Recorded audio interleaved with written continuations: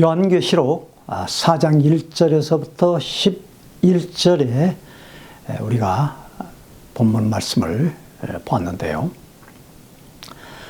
이 본문의 말씀을 토대로 해서 하늘 보좌에서 천상 예배에 관하여서 말씀을 나누도록 하겠습니다. 4장에 대한 내용은 요한계시록의 굉장히 중요한 내용 중에 하나입니다.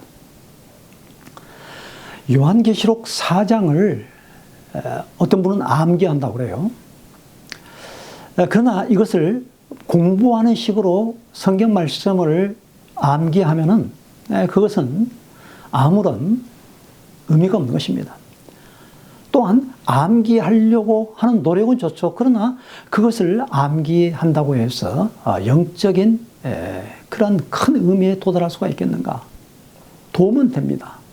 그러나 그 의미를 알고 그 말씀을 내가 깊이 깨닫고 또한 그 말씀에 우러나오는 그런 그 깊이와 또한 감격과 그 안에서 우러나오는 그런 감동이 있을 때 그것이 우리의 마음 가운데 깊이 자리 잡게 되어지는 것입니다.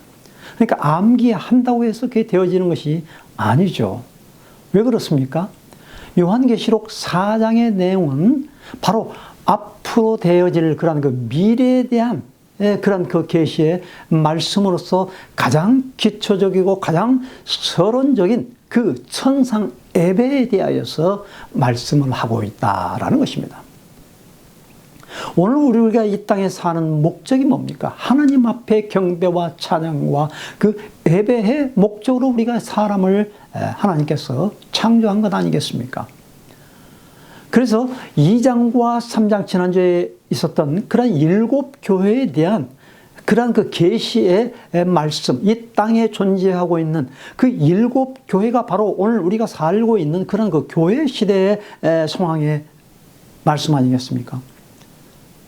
그런데 그 7 교회가 마지막 이기는 자, 하나님께서 약속해 주신 그 하늘의 보좌에 앉게 해 준다는 그 실체를 바로 보여주는 것이 바로 요한계시록 4장에 대한 내용인 것입니다.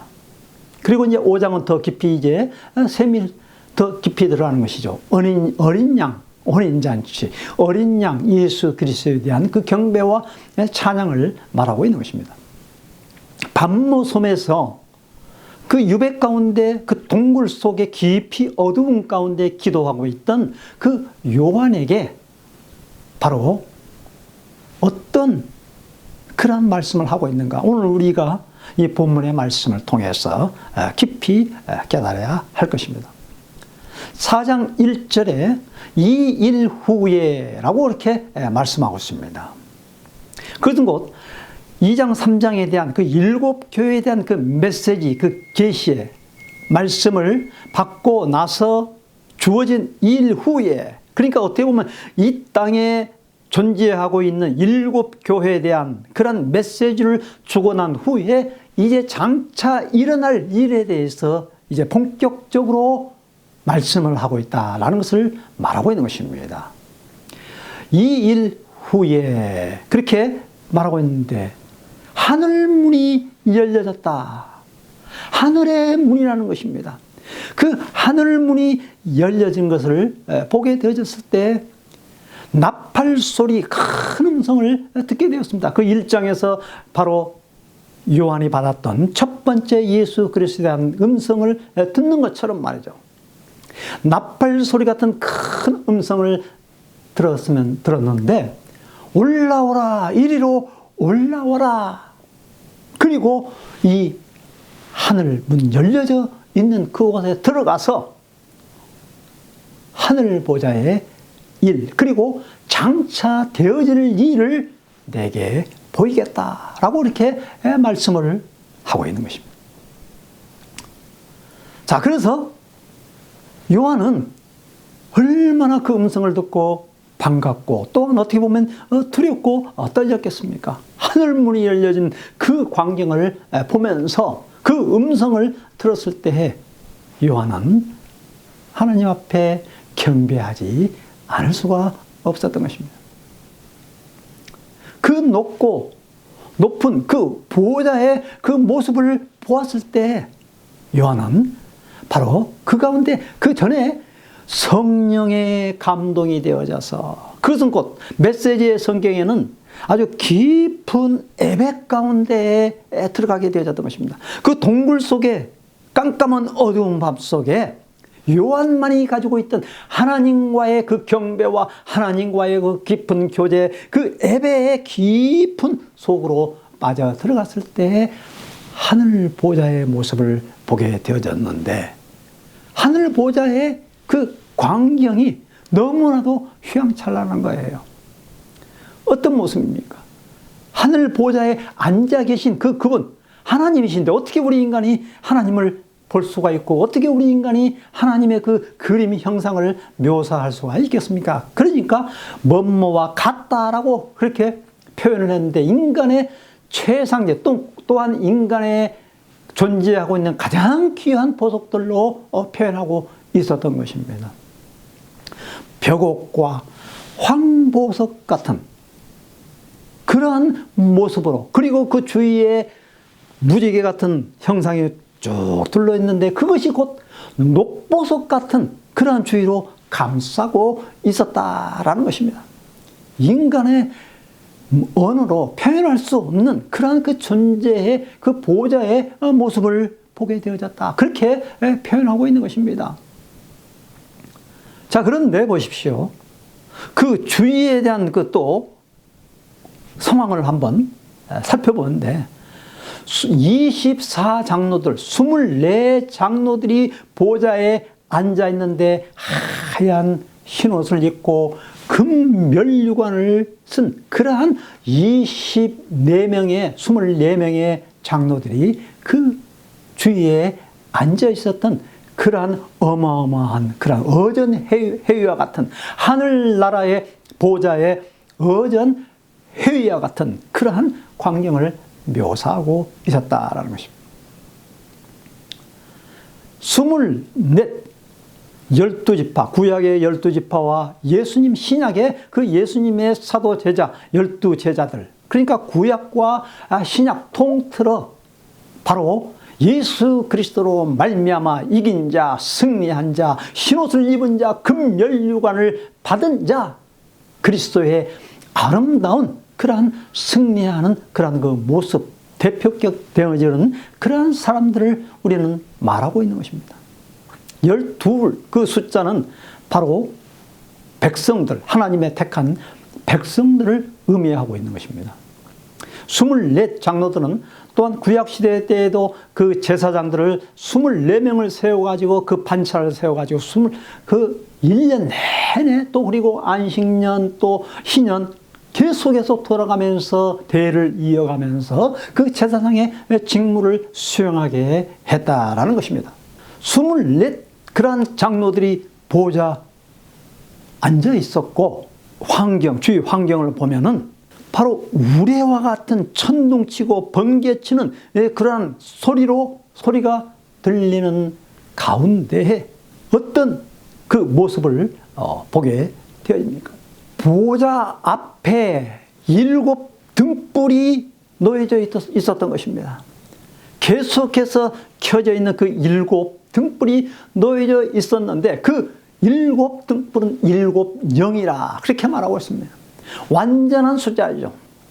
하나님의 영이 그 7 가득하게 되어졌다는 것입니다. 완전한 숫자죠. 완전 하나님의 영에 그 완전히 주관하고 있는 그러한 모습을 보게 되어졌고, 그 앞에 펼쳐져 있는 바다는 일반 세상 바다와는 다른 수정같이 아름다운 펼쳐져 있는 아주 잔잔한 그런 유리바다의 모습을 보게 되어졌던 것입니다. 한번 상상해 보십시오. 하늘 보좌의 이 모습. 우리가 살고 있는 이 세계, 이 지구가 아무리 크다 하지만은 그 하늘나라와 비교가 될 수가 있겠습니까? 우리가 비행기를 타고 가면서도 그 하늘의 광경을 보면 너무나도 참 아름다운 그러한 구름의 모습이랄지 그 광경을 묘사해 볼 수가 있는데, 하나님의 그 보좌의 모습은 그와는 비교가 되지 않는 것입니다. 오늘 저는 이곳 부산에 왔습니다. 부산에서 그 숙소에서 잠을 자고 옥상에 올라가 보았습니다. 아침에 일어나서 아무것도 없이 정신없이 잠을 자다가 이제 정신을 차리고 나서 옥상에 올라가 보니까 전혀 느껴보지 못했던 그러한 이곳의 환경을 또한 보게 되어졌던 것입니다. 올라올 때는 조그맣게 산속으로 올라가는 것 같지만은, 구불구불 올라가는 것 같지만, 좁은 동네인 것 같지만은, 옥상에 올라가 보니까 부산 전체가 환하게 다 바다가 내려다 보이고 있고, 낙동강 다리가 다 보이고 있고 말이죠.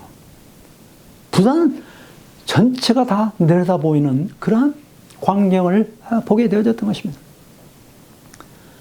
우리가 조그만 공간에 갇혀 있으면 아무것도 모릅니다.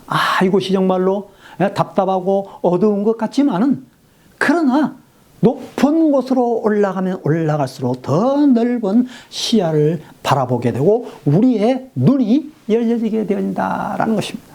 오늘 우리가 땅에서 드리는 이 예배가 보잘것없는 것 같죠. 그러나 그게 아닙니다. 예배는 하나님과의 교통이요, 하나님과의 교제요, 하나님과의 만남이기 때문에 이 예배의 소중함을 우리가 얻고 깨닫게 되면 얼마나 참 감격적인지 모르는 것입니다. 오늘 요한계시록 4장 말씀을 증거하는 데 있어서요, 정말 그 증거하기 전에 제 마음 가운데 그 하늘에서 울려 퍼지는 그 음성, 그 예배가 바로 내 삶 가운데, 내 마음 가운데, 또 내 이 자리에, 이 좁은 공간에게 조용하게 흐르는 임하는 그러한 느낌을 받게 되었던 것입니다. 세상 사람들은 막 분주하며 이리저리 뛰어다니는 가운데 마치 수정같이 펼쳐져 있는 그러한 고요한 탄탄한 평면, 아주 고요한 그 바다처럼 제 마음에 그런 그 느낌을 받았습니다. 이 예배가 바로 천상의 예배가 바로 이러한 것이 아닌가라는 것입니다. 세상의 풍파와는 전혀 상관이 없는, 세상의 모든 괴로움과 모든 의심과 모든 불평과 모든 원망, 그러한 짜증들이 다 없어져 버리고 하나님과의 그 깊은 예배에 들어가게 되면 얼마나 감격적인 그러한 예배가 되어지는지 모르는 것입니다. 오늘 이 요한계시록 4장의 그 예배의 모습을 한번 그려보십시오. 자, 그런데 거기에 또한 주위에 네 생물, 그 보좌 주위의 한가운데 중심에 네 생물이 있었는데, 그 생물에는, 그 보좌 주위에 네 생물이 있었는데 온통 눈이 가득했다라는 것입니다. 네 생물의 그 모습이 어떤 모습입니까? 하나는 사자 같고, 하나는 황소 같고, 송아지라고 그랬죠. 송아지 같고, 하나는 사람 같고, 독수리 같다 그랬습니다. 그 네 생물이 그 보좌 주위에 있었는데 눈들이 가득했고, 그리고 날개를, 6날개를 가지고 있었던 것입니다. 이사야는 그 6날개가, 2날개는 얼굴을 가리고 2날개는 다리를 가리고 2날개를 이렇게 날아가는 그러한 그 모습을 이사야 선지자는 보게 되었고, 또 에스겔 선지자는 1장에서 또 보면은 그 에스겔 선지자도 네 생물에 대한 환상을 보았는데 조금 차이점이 있는 것이죠. 그 한 얼굴에 그 네 그 그림, 네 생물의 모습을 묘사했고요. 그러나 오늘 이 요한계시록 4장에 나오는 그 네 생물의 모습은 각각 그 보좌 주위에 네 생물이 포진되어 있었고 6날개를 가지고, 그 6날개 안에는 온통 앞뒤를 좌우를 살필 수 있는 그러한 눈들이 가득했다라고 그렇게 말하고 있는 것입니다. 그 네 생물이 의미하고 있는 것이 무엇입니까? 지상에서 가장 뛰어나다고 하는 그러한 동물의 대표, 그리고 또한 만물의 영장이라고 할 수 있는 그 동물을 다스리는 이 사람의 모습까지 말이죠. 대표되는 격 아닙니까? 민첩하고 날렵하고 강하고 용맥 있는 그러한 사자와 송아지, 그리고 독수리, 하늘을 나는 그러한 독수리, 그리고 인간의 그 지성과 지혜, 그러니까 이 세계의 모든 만물의 그 피조물의 세계가 대표되는 그러한 것들이 바로 그 보좌 주위에 가득가득 채워져 있었고, 그리고 두 눈동자로 그러한 그 주위를 살피고 있었다라는 것을 말하고 있는 것입니다. 나중에 요한계시록 쭉 읽어보면 그 네 생물이 또 하는 위치가 또 다릅니다. 수행합니다. 아주 민첩하게 하나님의 말씀을 수행하고 있고, 그리고 심판에 대한 그런 그 메시지도 전달하고 있고, 많은 것들을 수행하고 있는 그런 그 네 생물의 모습인 것입니다.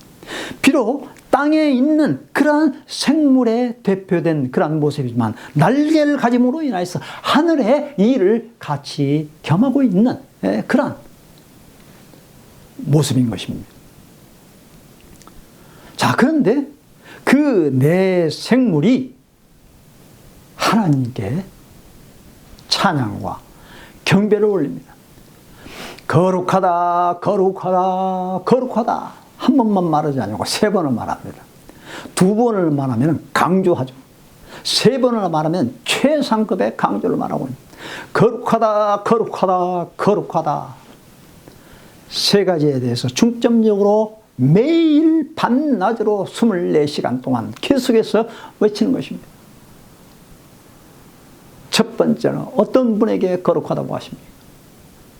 전능하신 주권자 되신 그 하나님 앞에 거룩하다고 하십니다. 거룩하신 주 하나님께 거룩하다라고 외치고 있는 것입니다. 그리고 전에도 계셨고 오늘도 계시고 또 이제 장차 오실 그분, 세세토록 있을 영원하실 그 분께 찬양과 경배하는 그러한 모습을 보게 되어지는 것입니다. 그리고 영광과 존귀와 능력을 그분 앞에 올려드리면서 찬양과 예배 올릴 때 그 음성을 들었던 그 보좌 주위에 있었던 꼭 24명만이 아니죠. 하늘나라의 어전해유가 얼마나 어마어마한 그런 자리가 있습니까? 그분들이 다 보좌에 내려와 앉아서 그 무릎을 꿇고 경배하며 자기가 썼던 그러한 면류관을 그 보좌 앞에 드리면서 똑같이 찬양으로 화답을 하게 되어지는 것입니다. 영광과 존귀와 능력, 나중에 또 7가지 나오죠. 영광과 존귀와 능력과 지혜와 모든 힘들을 다 주님 앞에 쏟아내는 그러한 예배의 웅장한 대찬양의 내용을 그렇게 우리는 들어볼 수가 있는 것입니다.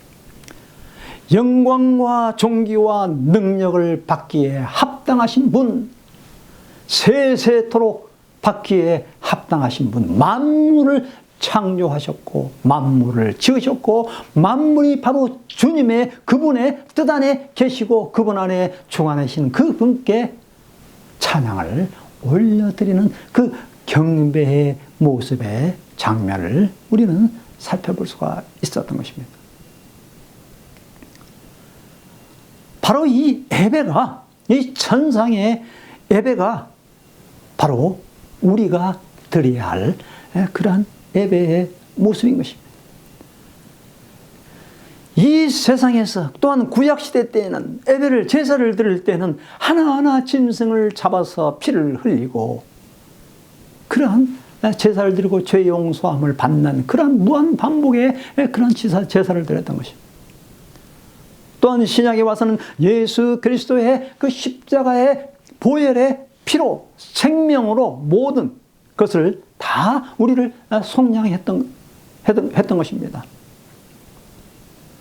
그러한 핏값으로 구속함을 입은 그러한 성도들이 흰옷을 입은, 그리고 이기고 승리한 사람들에게 주어진 그러한 그 면류관, 이것은 개인의 공로가 아니라 하나님께서 우리에게 주어진 그러한 모든 은혜임을 깨닫고 결국에 와서 예배를 드리는 것은 나의 모든 공로까지라도 다 벗어 던지며 주님 앞에 예배를 드리는 것입니다.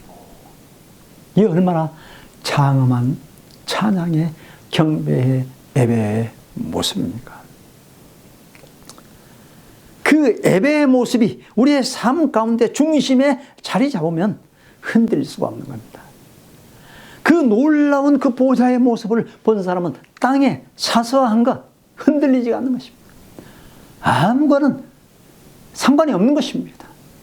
왜? 우리의 마음속 중심이 바로 이 예배의 중심, 삶의 중심이 곧 하나님을 향하는 뜨거운 마음이 있었기에, 또한 보좌를 보았기에, 하늘의 예배에, 천상의 예배의 모습이 있는 사람, 그것을 그려볼 수 있는 그러한 사람은 바로 이 땅에서도 그와 같이 그것을 사모하면서 예배를 드리고 바로 하늘의 예배와 그 연결을 닿는 커넥팅, 그것이 이루어지고 공유할 수 있다라는 것입니다. 어디를 가더라도.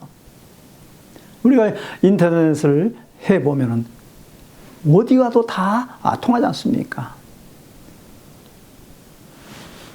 시골에 가서도 하나님 앞에 예배를 드리고, 또한 이곳에 부산에 와서도 하나님 앞에 경배와 찬양의 예배를 주님 앞에 더 뜨겁게, 오히려 비록 고향을 떠나고 내가 살고 있는 그러한 그 터전을 떠났다 할지라도 바로 이곳이 하나님과의 깊은 만남의 장소요, 이 공간이, 이 좁은 장소가 하나님이 계신 그곳, 이 좁은 공간이 하나님 앞에 예배와 찬양과 경배에 홀릴 수 있는 그러한 찬양의 공간이 될 수 있다는 것입니다. 이 놀라운 예배의 축복, 이 천상의 예배, 그것을 마음에 담고 살아가는 사람은 이 세상이 아무리 험난하고 고난당한다 할지라도 그것이 두렵지가 않다라는 것입니다. 그것을 말해주고 있는 것입니다. 요한계시록 4장, 요한이 받은 그러한 그 환상의 내용, 그 당시에 얼마나 로마 시대 때 핍박이 있었겠습니까? 그 7교회가 받은 그러한 핍박과 고난에도 불구하고 그 승리, 예배 가운데 승리하는 그 교회의 모습이 얼마만큼 찬양과 경배로 주님 앞에 나아갈 수 있겠는가? 그 하늘 보좌의 맛을 본 사람들만이 바로 그와 같은 예배를, 천상의 예배에 동참하게 되어질 것입니다. 마지막 종말의 때를 살아가고 있는 우리 모두가 다 하늘 보좌를 사모하시고 하늘 보좌를 마음 가운데 두시고 하나님과 영광의 교제를 나누며 이 험난한 세상을 기쁨으로 승리롭게 살아가는 우리 모두가 되어지시길 간절히 주님의 이름으로 축원드립니다. 하나님, 우리가 어디를 가든지 그것이 곧 내 마음속에 하늘의 보좌가 있다면, 내 마음속 가운데에 하나님과 연결할 수 있는 그런 끈, 고리가 있다면 바로 그것이 하나님과 만날 수 있는 그런 예배의 장소인 것을 믿습니다. 늘 우리의 삶 가운데 하나님과의 예배의 삶을 살아갈 수 있는 참 경배자의 모습으로 나아갈 수 있는 저희들이 되어질 수 있도록 도와주시옵소서. 살아계신 주 예수 그리스도 이름으로 감사기도하였습니다. 아멘.